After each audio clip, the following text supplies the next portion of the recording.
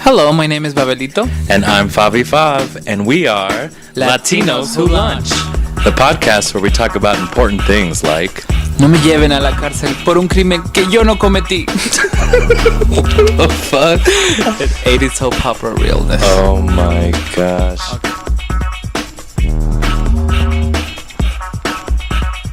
You brought amazing food, and I want you to tell me what it is. Well, you know I like to eat, and I love to eat Chinese food. And we got some poached Chinese chicken. It's usually served lukewarm with a beautiful, beautiful bit of rice there. And a garnish of... Oh, yeah. Green stuff. But most importantly, they give you the broth to dip it in. I'm going to try this right now. Very traditional. Hainan, I think it's called, the chicken. Mm-hmm. And I got chicken tenders over here. I mean, same idea, but just fried. Damn. This is like caldo de pollo, but I don't know, better. Oh my god. I got some Chinese sausage over here too if you want some. I was so hungry because I had a crazy day in school. What happened? Okay, I'm going to talk about it. Tell me about it. So, I asked my students to watch this movie with Gael Garcia, right? Mm-hmm. What's the movie? The movie's called Even the Rain. Oh. And the movie, it's about these filmmakers that are going to Bolivia to film a movie about the conquest of Mexico, the conquistadores arriving to the Caribbean. Uh-huh. One of the first lines of the movie is, well, why are we here in Bolivia when indigenous people in the Caribbean are different people? And the director is like, they're all brown, they look the same. Mm-hmm. Yes. So the movie starts talking about how they use indigenous labor for the movie, repeating the same colonial circles of violence from a long time ago. But also, this particular town in Bolivia has a lot of problems with regards to availability of water for these indigenous communities. So it becomes like this retrospect thing about, okay, so we wanted to raise awareness about the colonial period and now we're just doing the same thing. The director is an asshole and everybody else in the movie gets like the white guilt.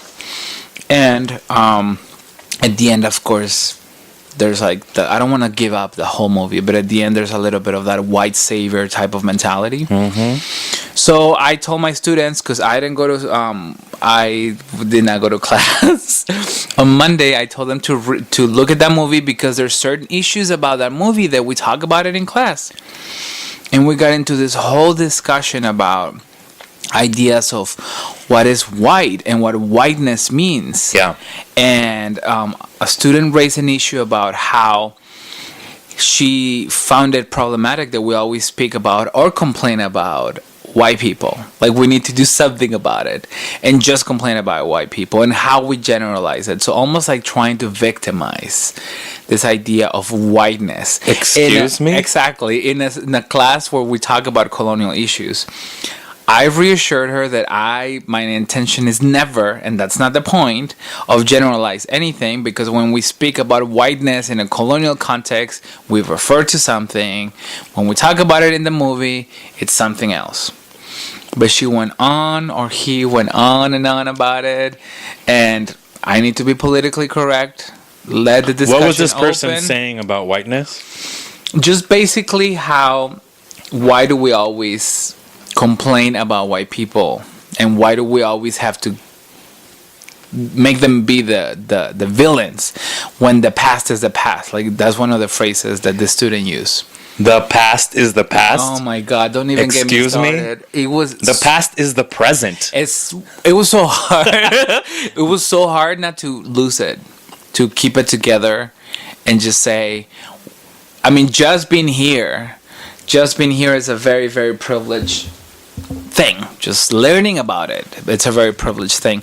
So I had to remind them about their position and about their responsibility and how we just need to talk about these things. Okay, even if it sounds like we're complaining, that's what she's saying. We're just complaining. We don't do anything.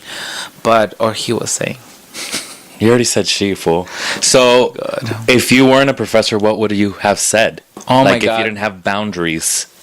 Well, I unfortunately have a lot of boundaries, but I would have just gone off and just. Okay, let's hear a little bit. What would Well, you... the problem is, first of all, yes, we do need to be specific about what whiteness are we talking about in one context, because we're gonna just keep saying white people like everybody is evil. But I did remind her, for example, that just because you're born with a specific fairness of color in Latin America, then you automatically have a lot more privilege that the rest of the population doesn't have.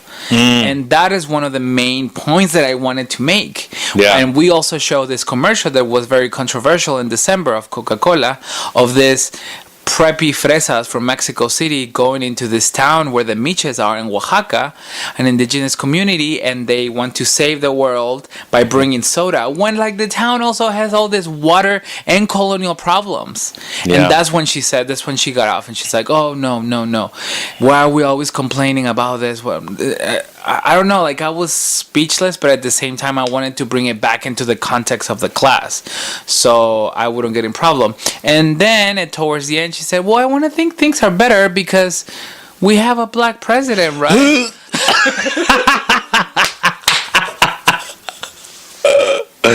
Oh, and then she said, oh, and then we're about to elect a white, she didn't say white, she said a female president. Oh, no. Oh my God. Jesus. So I think I lost all of my energy trying to be politically correct, not get into a discussion with a student, because I don't know if it's against the laws of the school. I just need to put it in the context of the class and move on. Yeah. So that's why I'm very hungry and I have a little bit of a headache, and I'm very happy for your, what is it called? Hanan chicken? Yeah. Yes. This chicken is the bomb. Chicken, the universal food. Anyway, so I needed to let it out, and now that it's out, we can go on and talk about the matter that brought us here today. Well, speaking of white people, I really want to talk about RuPaul today and RuPaul's Drag Race. Yeah. No, I'm just kidding. RuPaul's not white, but sometimes she plays with that, which is very important in her drag career. RuPaul, very influential in the gay community. First of all, tell us a little bit more about what RuPaul does and what RuPaul's Drag Race is for those of... Excuse me, I'm getting there. Okay, go ahead. Jesus. So, RuPaul, the most famous drag queen in the world. People say one of the best drag queens in the world. Who else? Yeah. Like, she is... You're right. The drag queen. So, in the 80s, she was in New York. 90s, she became the supermodel of the world. That was her first big character. Oh, yeah. Became a drag sensation, a recording artist. So, I think it was over 20 years ago that the song Cover Girl was a hit, right? So RuPaul had a few characters. Star Booty was another one, which was more like of a, goodwill, like... See, I didn't know that. Hooker. And then she kind of evolved into this supermodel character. Okay. So now she has a show on TV called RuPaul's Drag Race. I think they're on the 8th season now. That's crazy. And it's a really interesting show because drag is a parody, right? Like, drag, you're playing a gender, right? A male is changing their identity or playing with the notion of identity. Remind me to talk about nuns before I come back to it. Okay. Anyways, so it's a parody, right? So and most drag queens, they lip sync songs. Some of them, even like Jackie Beat, will write songs. Lady Bunny, and this show is just making fun of other reality shows. That's the way I see it anyway. It's like a mix of America's Next Top Model and Project Runway. Yeah, and like those makeup shows. So a lot of the times, they start off with 12 to 14 queens and they have to compete, making their own costumes. Sometimes they always have to do makeup. and every week it's a different challenge, right? Singing, comedy, they have to do choreography. It just depends on the episode. Female impersonation, celebrity impersonation. It just depends on the episode. Okay. So, yeah, I love the show because there really isn't anything, or when it first started, there really wasn't anything like it on TV. And I thought I would be sick of it by now. I mean, 7th season wasn't the best, no shade, but it is. This season 8 is amazing. It's so and I don't good. know when this is going to come out, but I don't know if we'll know the top 3 or the winner by then. But everybody's so good in this season.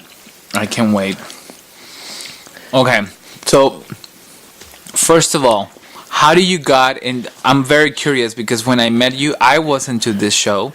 I was into drag queens, but Favi took me to another level. Like, it really became this cultural thing, learning about drag queens. So I want to know what got you into them, or how do you get into drag queens, given your very religious upbringing in Las Vegas. So I think that's very important before really getting into the show. How did I get into drag queens? Yeah, do you remember the first time you saw one and you're like, oh my god? Or, You know what's funny is growing up, I didn't realize RuPaul was a man. I always thought he was like really? a clown, like That's she was funny. a clown, like just this big character. I never really thought she was a dude. Even, that movie, To Wong Fu, of course. That movie's very interesting because the drag queens never get out of drag. Like, they play women the entire movie. Except for the very beginning when they're getting ready. So, it's very interesting. And that was what year? In the 90s. I don't remember when. Okay. But, yeah, I got into drag. You know why I got into drag? Because I went to college. College is very important. Everybody go to college, read books, because it really opens up, your mind. Yes, education. And there was this grad student that went there. His name's Aaron Shepard. He's from New York, originally from the South. And then he went to grad school there. And he had several drag characters he did. And one of them was Sissy Hamstack. And the other one was Barbecue. And I thought he was such an interesting person. Because, his normal drag, his boy drag, his everyday look was 80s rock star, long hair and always has eyeliner. He's one of my best friends now because I ended up moving into this big kind of party house at the time, and he was one of my roommates. Okay. There was 5 of us living in that house. And So seeing him in drag was your first introduction to that him? was my first introduction. My first introduction to drag was we put on a variety show at a casino in downtown, and I was the game show host because I really like TV and game shows, and he was my co-host drag queen. He was a drag queen co-host, Sissy Hamstack. So oh my god, I wish I would have seen that. it was awful, but we had a lot of fun. It was super fun. It was a mess, but it was fun. So then so then that's around the same time Drag Race came out, and I was just very accepting of my friend, and I was learning a lot of different things from him and about the culture. And he's kind of an oddball because he's not 100% gay. I would say he's his own thing. His own thing. Yes, let's just leave it like he's that. usually into ladies, but Yes. sometimes not. Giving the deets. I'm giving all the details out. But then Drag Race came out, and I remember I was at art school at the time, and the first season came out, and I remember I wouldn't watch it with anybody else. I would secretly watch it by myself, in the computer lab at school, because I didn't have internet at home. Oh and I thought, oh my god, this is the best fucking show ever. It was the first season with Pork Chop. Hey, Pork Chop. And Nina. Wasn't she the first one eliminated? Yeah, pobrecita. Pork Chop. Who else was there? Nina Flowers. Chanel. She's from Las Vegas. And then this exotic lady, what's her name? That she plays herself is very exotic. The one who won. Bibi Zahara Benet. I have my problems, but she's fabulous. Yes. But a lot of Latina representation too in RuPaul's Drag Race. There's always usually a Latina queen, but usually from Puerto Rico, which is very interesting. And which in a way is unprecedented, because even in this reality shows, I remember there's the token gay, there's the token black, and maybe if we're lucky enough, we get the token Latino. But RuPaul was completely different. It was more of everything, from what I remember. Yeah, I think that that show is very important, and it's opened a lot of doors. Like, to see drag, this underground culture, on television, it's very weird. But this was before, when the first season of RuPaul's Drag Race came out. What was that? I don't know. So long time ago. So long, yeah, 8 years ago. Now there's like so many shows on television, and trans issues are a big thing right now, and it's a big issue in the media, especially with And you know what's interesting? Before that, the only really good sort of big gay show that was mainstream. I mean, there's certain ones that tried. Will and Grace being one of them. Will and Grace. But still, it's a very heteronormative couple, even though one is gay and one is not. You have the Ellen Show. That was probably... But in terms of that type of show, it was Queer Eye for the Straight Guy. The only show... that was what we had as... Yeah. But they were all white dudes. They were... Well, one of them was a little brown. Like the little one. I don't remember his name. That's right. Yeah. I remember. But they were all super flamboyant gays. Most of them, the stereotype. Except for the cook, right? Yes. It just kind of grossed me out watching that show. I hated that show. Is this my people? Is this my identity? Is this how I have to be to be accepted? Oh, okay. I think one of the big issues with Queer Eye for the Straight Guy is that issue of having that one type of gay that's oh my god, let's go shopping, I'm your best friend, I have good taste, I'm an accessory, you can sell things to me, right? So when people are oh, okay, we can make money off of these gay people, that's they're not threatening either, and they're not threatening, right? They're always doing a job that's serving heterosexual people, or other gay people. They're never white heterosexual people. Yes, it's never threatening the norm. Correct. And So yeah, to see a show like this is very refreshing, even though, we live in the era of Tumblr and social consciousness and political correctness. So there's been some things that have changed on RuPaul's Drag Race over the years. For example...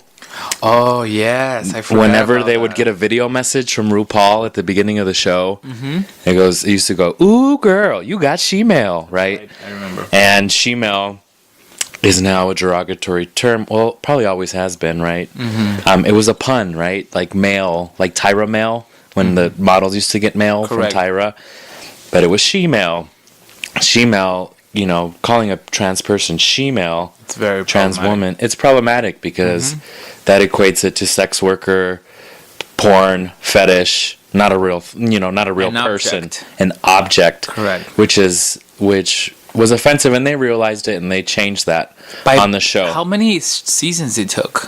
I think it was the 5th season. Which is interesting because it does show the development of social media as this attempt for social consciousness. I wouldn't say the era of social consciousness, but an attempt to really bring those conversations into social media. But it really took for Twitter and Facebook to really go on. So it's interesting that it wasn't in the 1st or 2nd season. It was the 5th. Right. Yeah, that's crazy. Yeah. But then also saying that the Latinas that have been on the show, most of them were Puerto Rican. And a lot of people have asked me, why do you think they're all Puerto Rican? Well, from a few interviews that I've heard Michelle Visage recently on, she was actually on Latino USA. Oh, really? Saying that the drag culture in Puerto Rico is huge. And RuPaul came from New York. And there's a lot of Puerto Rican queens. A big Caribbean presence. Yeah, in New York. And Michelle Visage said that when she was first in that underground ball scene back in the day, that most of the queens that she knew were actually Puerto Rican. Interesting. And she hung around mostly Puerto Ricans. They used to, you know why her name is Michelle Visage? No. Girl, Because please. okay, because she was like a voguer back in the day, and she's always had this like fierce face, right? So I used to call her Cara. That was her nickname. Yeah, Interesting. Cara Visage, right? So it's the same. So she changed her name to Michelle Visage because people kept calling her Cara. Micaela Cara. Micaela Cara. I like that better. Oh my gosh. So I'm not bothered that there's always a Puerto Rican queen on the show, because there's a huge Puerto Rican presence on the East Coast and in Puerto Rico, which is part of the United States. Yes. So it's awesome. Yeah. And there has been some amazing queens from Puerto Rico. And going through before the show, I went through all the seasons to find all the Latina queens, or Latinas that queens that identify as Latinas or Chicana. Yes, and every season has a few of them, except for season 2 only has one, Jessica Wilde. Okay. But wouldn't it be fun? Let's go through each season. Okay. And talk about the queens. Okay, season 1, you had Nina Flowers. Yes. Puerto Rican. She's one of the fiercest of all of them. Oh my God. them. She was also on All Stars. With a mohawk, and it's just, oof. Yes, very, very amazing. Yes. Alternative. the alt queen of the season. So you have Yeah. Nina Flowers. Who else? Rebecca Glasscock. I remember her. She was Puerto Rican, I think, and she's I think to me she was like very LA for some reason. Like I could see that she was in like movies and Medio or TV fresa, shows. no? Medio fresa, yeah. Like, and then we had Jade. Remember Jade Sotomayor? No me acuerdo, güey. Oh my God, you don't remember her? Oh my, I think she's from Chicago. She is amazing. And then, you know what? I thought Tammy Brown was Latina, but I was on her website because she speaks Spanish. Tammy Okay. Brown. Is it good Spanish or is just? It's good, yeah. Wow. And I found out that Tammy Brown lived in Guadalajara for like 9 years when she was a kid. Oh, that's why her. Yeah, but I don't know. She She never identifies as a Latina. That was nothing to me that read Latina. And she has a song called Love Piñata. Oh. I don't know. Oh my God. She identifies as American, and that's okay. As a continental. Continental. That's a good term. Yeah, but Tammy Brown, she's got to be one of my favorites because she's so fucking weird. She is Like her personality, and I remember I need to rewatch the first season, but I just remember thinking I like her because she was different, but yeah, she was weird. Yeah, and she's on All Stars also. I don't think you've seen it because you're not a true fan. It's okay. Shut Don't up. worry about it. But she would say the craziest shit in the Untucked and the behind the scenes show. Mm-hmm. And I just saw an interview that she said that because she didn't want the editors to be able to make drama out of the shit she said. So she would just say crazy things to just instead of fighting with the girls. So she was like, she'd be like, teleport them to Mars, and just saying crazy shit for no reason. And then Which they love too, I'm sure the producers. Sure, yeah. So that shit got in the show. Okay. Season 2, Okay. which was an amazing season. Yes, that's when I started. That's when I started watching RuPaul. It's season 2. Season 2 was Jessica Wilde from Puerto Rico. She was like, I love this drink. When they were when Absolute Vodka was the Yes. was the sponsor of the show. Berry acai. I remember that. Oh my gosh! And she's still. I saw her perform live here in Las Vegas, and she still says that. It was hilarious. That was like her thing. So you had Jessica Wilde, and I think that's it on season 2. that's it. Yeah, that was a season with Raven with Jujubee. Oh, okay. Yeah. Jujubee and Raven. Jujubee, oh my god. I need to watch that All Stars. I don't know why I haven't watched it. Some of the best lip syncs in Jujubee. But also in that All Stars, right? Oh yeah, they were on All Stars too. They were Rujubee, they were a team. Yes. Raven's Paint. Oh my gosh. Yeah. She's an artist, a real artist. Okay, let's move to season 3. Okay. This one was packed full of Latinas. Season 3 was representing. We had Alexis Mateo. Yes. Bam! She's Puerto Rican. The body beautiful Carmen Carrera. And she's trans, right? She's trans. She's a woman now, Okay. yeah. She came out in the show, if I remember correctly. She didn't come out in the show. She came out after the show. Okay. Yeah. So Carmen Carrera, she's Puerto Rican and Peruvian, actually. Yeah, but she's just from Jersey. I'm from Jersey in the show. And then Delta Work, she's actually Mexican. No way. I did not know that. I've seen her with Chola makeup on. She is definitely Mexican. I'm dying. I can't. I didn't know that. She's amazing. Yeah. Delta Work. She did. Oh, but what? Well, okay. Have you seen her without a wig on? No. She looks like my Tio Niva, like she. Yeah, I'm serious. And Yara Sofia, of course. Yara Sofia. Yeah, shout out to Yara. I think she lives here in Las Vegas. I've seen her a couple times out and about. I recognized her one time at a casino. And she was like, "Oh no!" Like the look of dread in her face when she saw me coming. I was like, "I just want a picture." She was like, "Okay." But yeah, "Echa pa'lante," that was her tagline. Yeah, I remember. Echa pa'lante. Yeah. All right, season 4. We had Elisa Summers. She's Cuban. She only lasted 1 episode. I don't even remember. Yeah. Okay. Next. Then we had Madame LaQueer. She's Puerto Rican. Also? And Kenya Michaels, Puerto Rican. Yes, Kenya Michaels, I remember. Wow, there's a lot of Puerto Ricans. A lot of Puerto Ricans. Awesome, okay. Kenya Michaels was tiny. Kenya Michaels, I think, is also trans. I think she's a lady now. I don't remember. You don't remember Kenya Michaels? Remember when they were when they did the skit and she was like, "Well, you should see." She was like, Favy's face "Shut the fuck up!" She was like, "Remember, I like the smell." Remember when they were doing the when she was playing a lesbian prison guard in the skit? Oh yes. And yes, she's like, she would clap her hands. She's like, yeah, she's like, "I like the smell." And oh my god, it was so bad. I remember it. Yes, she's like, "Jesus is a biscuit." yes. Okay, that's season. That was season 4. Okay, that's when I stopped watching it. What's wrong with you? Espérate. Okay. And then it's funny because my favorite queen is from season 4. Who? Alyssa Edwards. Is she on season 4? Yeah, no? Yes. I'm pretty sure she's on season 4. Dude, you don't know what you're talking about. Yes, she's from season 4. Anyway. But I had to come back and watch it. I think I watched the whole thing recently in Puebla. Alyssa's on season 5. Oh, then that's the season Alaska's on, right? I skipped. Yes.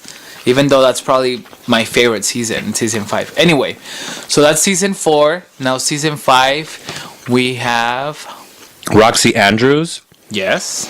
She's beautiful. Cuban and Puerto Rican. Monica Beverly Hills. Oh. Which I had no idea, but I saw her in an interview recently. She was at one of the premieres for RuPaul season 8. Puertorriqueña también. Puerto Rican. And remember our art school favorite, Serena Chacha? the one that was self-proclaimed art school queen or soft something? Sculpture queen. Que mamada. She was Panamanian. She is Panamanian. And then Lanesha Sparks. Remember Lanesha? Yes. She's beautiful. Yeah, she's Puerto Rican. So then the selection goes. So RuPaul is the one who selects all these Puerto Rican queens, or you think it's the whole production team looking for? I don't know. The juice. I don't know how it's done.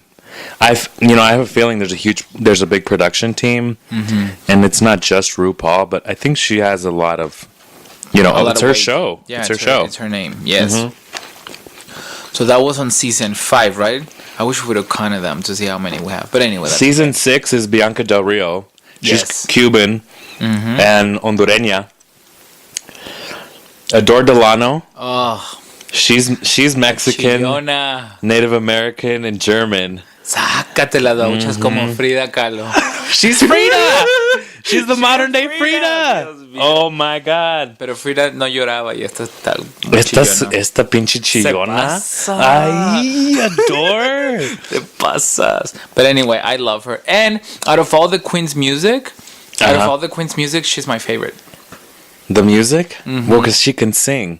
And it's like really produced, well put together music. Like it's not the typical gay type of music. Yeah, but it's also really slow.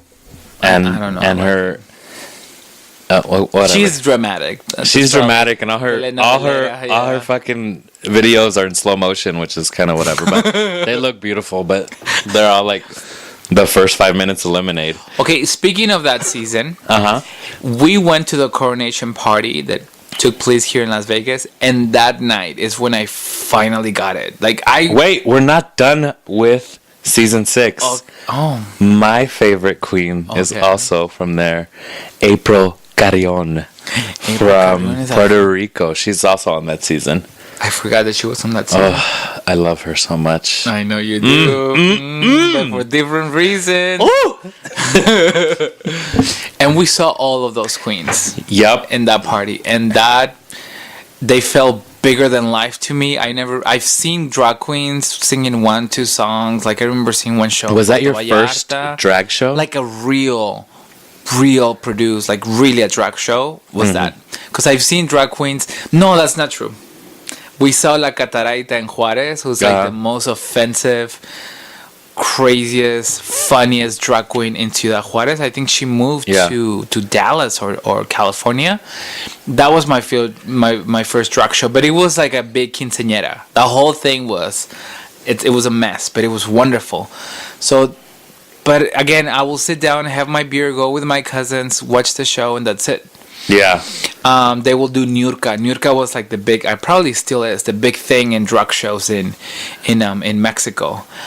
But after seeing the queens from RuPaul in that drag party, like I became obsessed. Yeah, so they had a huge reveal, like finale party in Las Vegas at the Tropicana. That's where they crowned. And that's where Bianca. they crowned Bianca live. You remember that white dress? Yeah, She the had like Avita dress. Like wedding. Oof. That was beautiful. Yeah, we were at that thing. Yes. I remember Lance Bass from NSYNC was there, and I kept following him around. Yes. We fell into the VIP area, and you're like, let me take a picture. We snuck into the VIP, and I just kept photobombing Lance Bass. That's funny. Oh, God. But yeah, that was that night. Darian Lake was there. That was awesome. She was so nice. Yes, and she was a great performer. Amazing. She was amazing. Amazing. I hated that she dressed like an elephant. Like, excuse me? she had an elephant. I know. That was amazing. I thought it was beautiful. Anyway. With the tusk earrings? Y la trompota volando. No. It was great. Okay, so yes, that night, that's when everything made sense. Okay, before I talk about my views on RuPaul, season 7. Season 7. This one only had one queen, Candy Ho. Remember I think she left like third episode. Si no me dices, no me acuerdo. Okay, let's fast forward to this current season 8. Cynthia Lee Fontaine. Cynthia Lee Fontaine. Cuckoo, Puerto Rican. And Naisha Lopez, also Puerto Rican. Naisha Lopez. Yeah, remember Naisha? She came back. Yes. They she got off and they voted her off. Anyway, she came back. So only those two? I know. I wanted Thorgy to be Latina, but she's so white. Oh, with those dreads. Ugh. White. Dios mío. There's nothing worse than white dreads. But I do love her. I love her. You don't like her? No, I love her. Thorgy I thought Thor? she was. Well, so far from what we know, she didn't win, and I thought she was a winner as soon as I saw the first episode. Her when energy. she did Frida, even though anyway. I loved her. I was like, she's a star. Like, that's it. But yo no sé qué pasó. I don't get it. She was too in her head. She didn't show her vulnerability. Felt kind of. ¿Qué decía? She was a perfectionist. Or something I'm like a that. perfectionist. Me la- Poor Thorgy. But poor Thorgy. She's amazing. She's gonna make. She's. Yeah, she's probably. There's always She's that. probably queen- Miss Congeniality. Yeah, there's always that queen that makes it bigger than the main one, and I think Like Thorgy- last season. Who won last season? I don't even fucking remember. I don't remember either. Who Some was it? Skinny lady. Oh, Violet Chachki. Yes. And Pearl. But you know who was the real winner of last season? Katya. Yes, Katya's the Oh one. my See, that's gosh. what I'm See, saying. yeah. So Thorgy is the Katya of this season. Yeah. Oh my god. Doesn't she play like a Russian character? Like a Russian prostitute character? Katya? Yes. Oh, I'm dying. Anyway. I was going to try to say her real name, but I don't remember it. It's like Katerina Zimirkilokovich. I can't say it. I wouldn't even. So yeah, let's talk. You know what? Let's talk about that Frida episode, which was very interesting. That guy, that singer-songwriter, A.B. Soto, was one of the judges, right? Was on the first part of the episode. And he has this famous song called Cha Cha Bitch, which is so. There's two things. I'm gonna say two things: a good thing and a bad thing about A.B. Soto. What? He reverses the role models of machismo. He brings them upside down. So he wears a full-on norteño dress, but it's fucking pink sequins. Like that to me is amazing. Okay? So he's using all this very hyper masculine machista way of looking of ranchero singers and mariachi, symbols of popular music culture in Mexico, and just makes him the gayest possible thing. So that's amazing. But then when it comes to the lyrics and the music, it's so basic and full of stereotypes, and it's just like cha cha bitch. First of all, it's cha cha cha. Let's start with that. And second of all, let it have it. Again, it's like it seems like he's playing this exotic character. I mean, I know he performed in Japan and everything, so it's almost like this is a sort of fascination that people from other parts of the world might have about like a Latino gay people, you know? And it's just, I don't know, I know it's fun and it's a form of art and this and that, but it just seems so basic to me. With all imagination to make all those costumes just so bright and beautiful and on your face, fuck you machismo, you will think that it will be more interesting. Pero no, me aburre. So he comes into the episode, and they're supposed to do one of the first challenges to lip sync out of his song. And then what happens? And dance. But wait, let's go back. Okay. Let's go back to A.B. because A.B. Soto. What do you think? Do you like him? I've only seen a couple of his videos, and that's all you. To me, you're right. That's all you need to. You see a couple of them, and it's done. Yes. Right. It's not that complex. Yeah. Aesthetically, they're beautiful, right? But do you think that maybe why he's not challenging enough is because he's just trying to get in to the YouTube I mean, we world? can give him the benefit of the doubt, but I mean, he's remained like that for the past 2 years now. I've heard of him like year and a half ago. Yeah. And he's still singing that damn cha-cha song. Yeah. So I don't know. But maybe he's just like, he's just like you said, like Queer Eye, right? Non-threatening. Yeah, he doesn't want to threaten any. Threatening. Yeah. If somebody who doesn't know anything or doesn't expect anything about a Mexican gay guy, like that's what they want to see. That's the fantasy that some people might see. Again, I appreciate a lot of the things that he does, but at the end, it's another Frida. It's another exotic thing to me that people have been selling since 1521. Okay. Okay, so talk about that episode, or let's talk about that episode. In that episode, they made everybody dance, and lip sync, not even lip sync to Cha Cha Bitch. They just wanted to see everybody dance.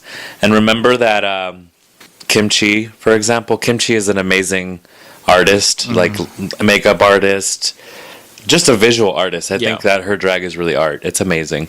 But didn't she have maracas? No, she couldn't dance. Pobrecita, güey. No tenía nada de ritmo. Ay, no. Oh, but Thorgy Thor, she came out in this busted Frida drag. Oh, that was funny. And like had an epileptic seizure kind of thing, which was really It was hilarious. that's the thing I remember the most about that whole thing. RuPaul was like, hashtag Frida Realness.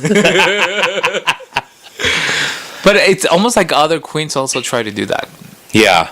But the only one that really came across as Frida was Thorgy, she made it so funny. Anyway, so yeah, so tying that into AB, right? So AB is like this, using masculine symbols, but making them pink. So now it's girly and it has glitter on it. Yeah, norteño music, which is it's like gangster rap. That's what it is. In a lot of corridos. They do wear very tight outfits though. Where? Oh yeah, Los norteños. I know. So I mean, yeah, those skinny pants. I mean, yeah, but no lentejuela rosa. I mean, purple. Yeah.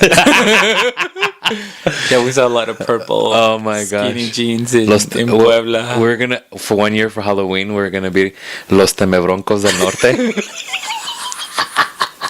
We're gonna mix. It's gonna be awesome. Oh gosh, we need to get our mullets.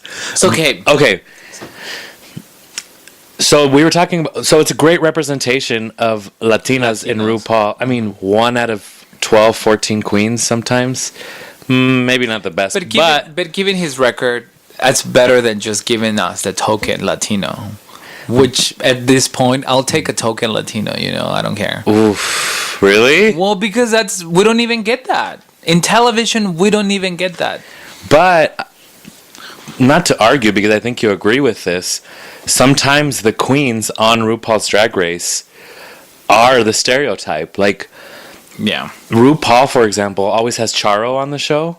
And Charo, she's like, she is so talented. Like, I have seen her on TV play her guitar. Have you ever seen her live? No. And she was at the fucking Riviera before it closed. She had a residency there, and I never went to fucking see her. Big mistake. We should have gone. I know. But yeah. But she said that in an interview. She said, if they want to pay me the money, I'll show up and be the clown. She's like, but if they don't want to pay me what I want, I'm gonna go and I'm gonna do what I want. So like the Jose Feliciano. Oh yes, guitar. She is seen her. Amazing.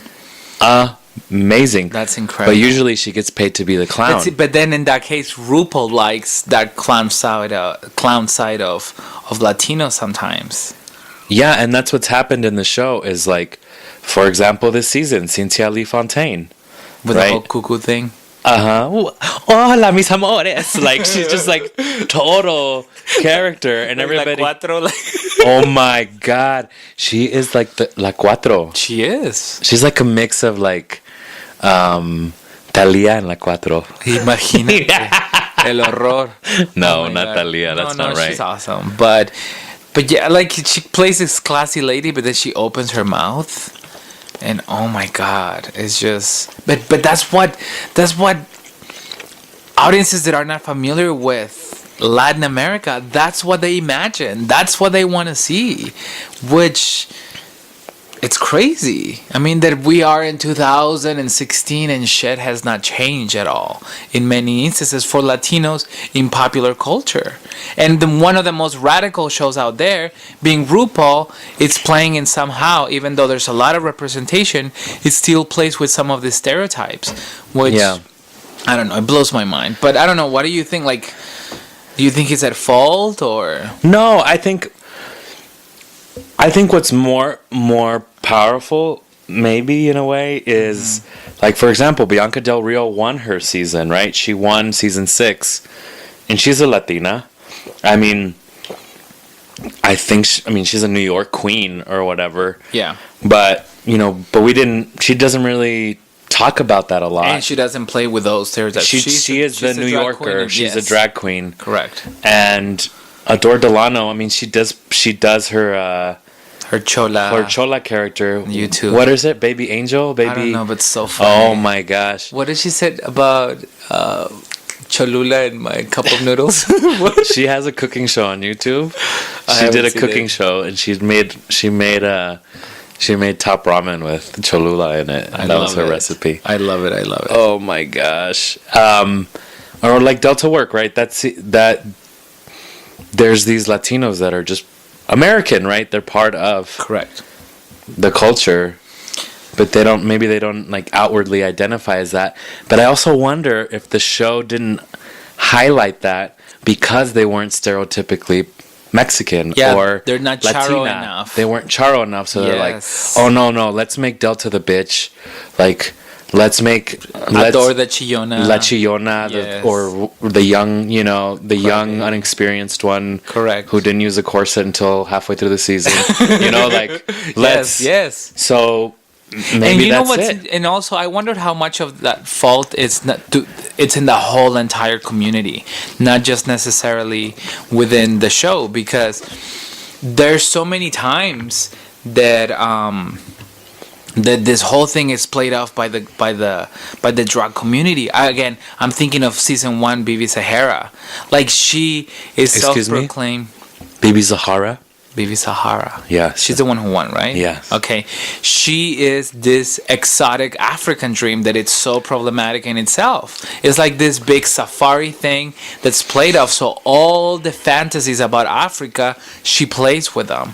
So from season 1, so the winner of season 1 is already this big fantasy. So the question is, you know a little bit more than me, is that just part of what the drag community is expecting, or television and RuPaul and the producer are at fault for playing with those stereotypes? Right. And are they at fault? I don't know. Because I mean, drag's supposed to be a fantasy, right? Supposed to be this hyper everything, hyper illusion about femininity, hyper illusion about a lot of things, about gender. I mean, a lot of things. So I wonder with that territory comes a hyper illusion about the other, because that's what they are represented. A hyper illusion about Africa, a hyper illusion about the Puerto Riqueño and the Mexicano, etc. So it's hard because I imagine as a producer, you have to think about what's going to make good TV. And not to say anything bad about the audience who's watching this show, but they don't want to. There's already a lot of issues that they're dealing with, so complicating that with more issues on top of it, like highlighting issues of race, maybe it's like they're thinking we don't even want to think about doing this, right? I mean, I'm not saying that it would be actually. I'm saying it would be. I think it would be cool if that was something they actually talked about on the show. Correct. I mean, Kim Chi kind of brought it up this season when she did her political ad. Remember, she's like, "No fats, no Asians," or whatever. Something like that. Yes. Yeah. Anyway, which is another, like, the Asian presence in RuPaul has been very minimal too. That's another thing. But that's very interesting what you said, because the reason why I got into this show, I came back to the show, is when I was in grad school. Yeah. So all the issues we talked about in my race and gender class, in my colonial classes, all of those classes I was taking, I saw them in like one challenge. Like, all of them will be in one challenge of RuPaul. Excuse me, what are you talking about? Like for example, the challenge about the masculine sport ladies that had to be transformed into hyper feminine drag queens by men. Yeah. That fucked me up for a second. I was like, wait a second. What's happening? Like, it's reversing all the roles and all of our ideas about gender into this product that I've never seen before. And I remember joking with my friends. I said, the day that I get to teach a class on race or gender, I'm just gonna shout episodes of RuPaul. That's what I told him. I remember thinking, also talking with other friends, said, well, it's very interesting that there's cliques they're forming the show, and a lot of them are based on geography, like the New York girls or the Chicago girls, or they're based on race. And with that comes another set of problems that even though they don't highlight, you see them in the show. So in part, I admire the show for that, because there's so many different layers of about identity for Latinos and white people and black people that is super complicated, that you see them in the show. But at the same time, there's still these problems with that are undeniable, you know? Yeah. I think something that's happening now and people are more conscious of in the drag community is the difference between a female illusionist and a performer, right? A drag queen who is actually not only a man dressing up as a woman, but is also using that platform to make a political statement. Correct. So queens like, Bob the Drag Queen, for example, are some of the most, Bianca, even though Sharon Needles is crazy, she's very punk rock, right? She's talking about stuff that nobody... Yeah. She's offensive, right? Yeah. And so I always think it's funny when there's the queens that are just all about being fishy, and I don't like using that term because I actually think it's very problematic and gross. Yeah. But, the ones... feminine. The ones that look like women, right? They take pride in looking like women, and they think that drag is all about that. But you look at famous drag queens. Some of the most famous drag queens don't look like ladies. No, like Lady Bunny, like Dame Edna. Because they drag queens to me occupied this liminal space in reality. It's very strange. Joey Arias, he just looks crazy. Not crazy. He just looks, I don't know how it is. Just ambiguous. Like you don't know what's going on there. Yeah, because at the end of the day, it shouldn't matter. But that's the interesting thing about drag queens, that they occupy a different space, like a different sense of reality that supposed to challenge a lot of ideas, which RuPaul talks about how drag queens supposed to be this political statement, as you're talking about. And in that manner, I told you to remind me, but I remember now. That was the way that, for example, gender functioned in Mexico in the colonial period. It was either you're male or female, and that's it. And the only way that you could get away from that spectrum will be being a nun, because you were not considered male and you were not considered female. It was always like this middle liminal space, and with that, you had more rights because there was no sexuality. That's right, correct. Because you're a nun, so it's like a third non-gendered, basically. Whoa. They were, yes. And people like Sor Juana Inés de la Cruz were allowed to write things against men because of that reason, because they're the third non-gendered in the colonial period. But other than that, I don't think, I could be wrong, and I'm sure there's more studies when it comes to the queer theory in the colonial period, and I'm sure there's a lot more examples that I'm completely omitting, but prominent examples about in society, like that was it. That was the nuns. And then you also had a level of performance, because it was all about being bathed in flowers and those portraits that were very famous in the 17th and 18th century. It's about showing ideas about the purity of your non-gender through the flowers, the crowns that will be filled with those flowers as well. So I don't know. This is one point that my advisor brought up to me. It said, it's about that. It's like a drag queen is, think about nuns as drag queens. And that's when it really started making sense and being very attractive about this whole thing. But it's interesting that you have somebody like Derek Barry, who just wants to look like Britney Spears. And then you have somebody like Bob Queen, who's like a lot more the drag queen. Bob the drag queen. That is more about this idea that I have, or that I want to see in my drag queens, Yeah. Oof, it's so interesting, because there's so many layers that people just don't see. Yeah. Yeah, there's so many different layers. So yeah, RuPaul's Drag Race, I think it's a very successful show and a very important show. Yes. And I actually know straight guys that love the show. Like, it's why say No, what- it's become this thing that like straight women absolutely love as Sure. well. Yeah. Well, sure. It's usually you're like straight women and gay men, they love the show, but it's funny because as soon as somebody finds out that I like drag queens, it slowly comes out. They're like, "Oh, are you watching this season? RuPaul, yes. What did you think about Naomi Smalls' performance?" Like, okay, girl, let's talk about it. Oh my I know you want to talk about it. It's fine. Oh, it's just because my girlfriend watches it, and I'm sitting there, I'm waiting for the Xbox, So yeah, all right, yeah, it's okay. One more queen that we need to talk about. Yes. Before I don't know how much time we have, but before we end, is Chi-Chi, because we're talking about Chi-Chi Devane? yes. Okay. Chi-Chi Devane in this season. It's also a very interesting character. I'm gonna tell you why.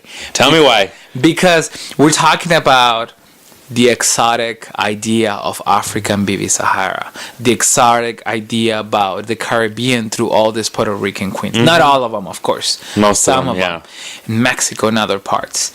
But now is because of Beyonce's video Formation and the new album, it's about the South. Like all of a sudden being this hood personality from the South, it's in.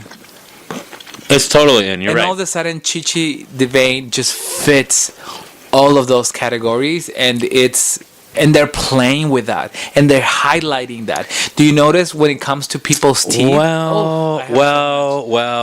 I see what you're saying. They haven't highlighted the fact of her of how she talks, and other queens in other episodes. I think you're reaching a little, but I know what you mean. No. Because this show was filmed pre-Lemonade. Correct, So... but it's already starting. And to come. RuPaul, RuPaul was in Atlanta before he went to New York and all that. So he loves the South also.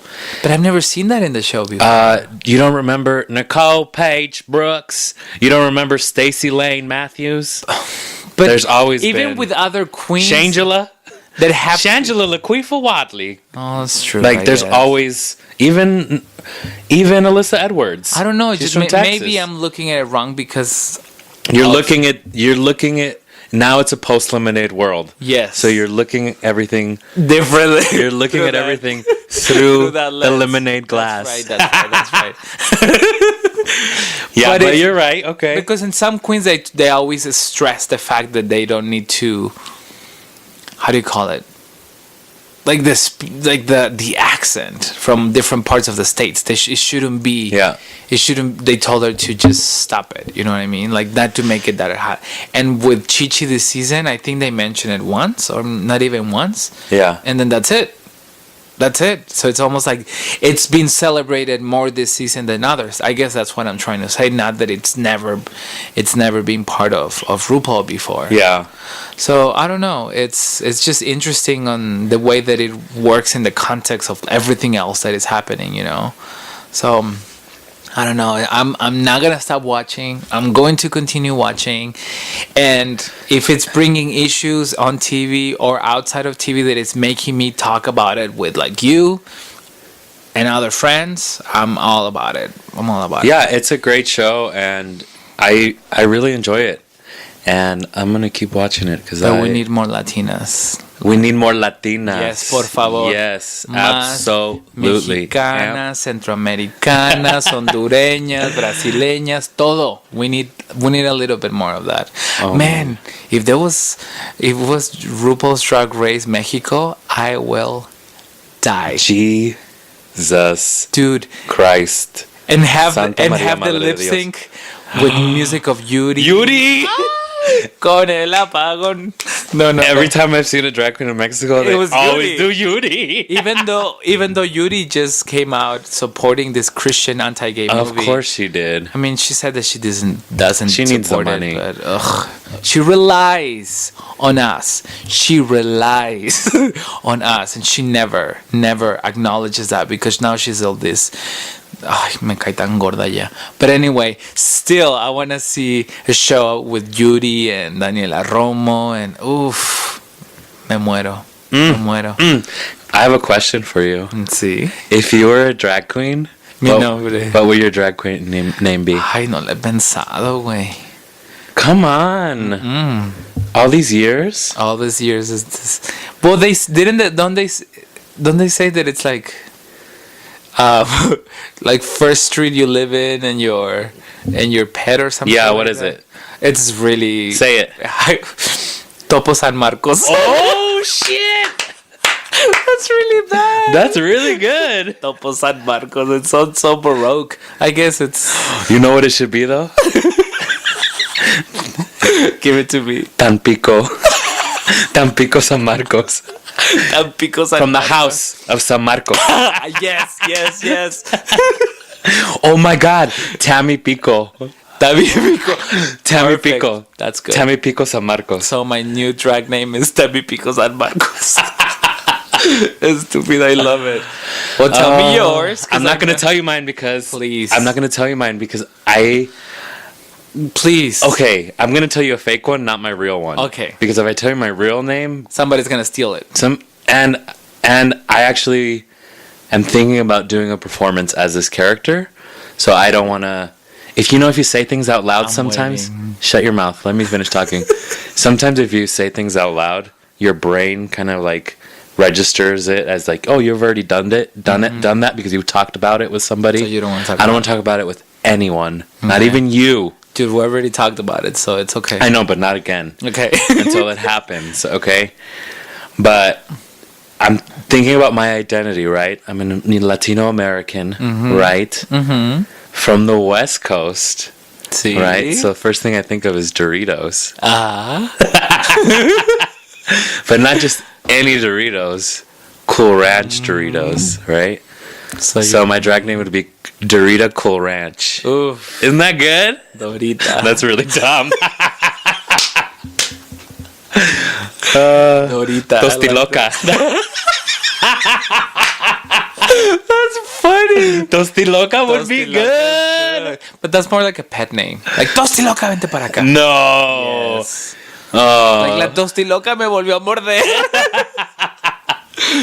You know that's why Charo says cuchi cuchi? Porque se llama su perro. No, porque el perro se llamaba Cuchillo when she was little because he had really sharp teeth. And so they call her Cuchi Cuchi. So she would do a dance and say cuchi cuchi cuchi cuchi, and that's how she got her tagline.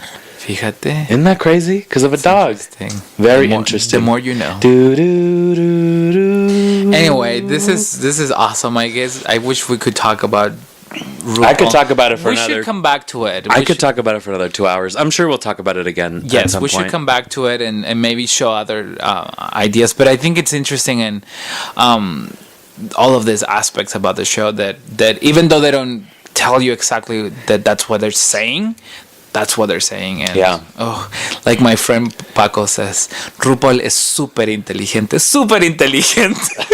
Eres grande, RuPaul. Eres grande. Oh my gosh. Well, on the topic of RuPaul, I'd like to give some recommendations. And I think I'm going to give some... I listen to a lot of podcasts all day long. I am an artist, so I spend a lot of time in the studio. And one of my favorites is actually RuPaul's podcast called What's the Tea with Michelle Visage. So good. Really good. She mostly interviews her judges that are on the show. I can tell that she just like interviews them after they do the show or before. I noticed that too. But she also interviews some of the drag queens. She's a really good interview with Bianca.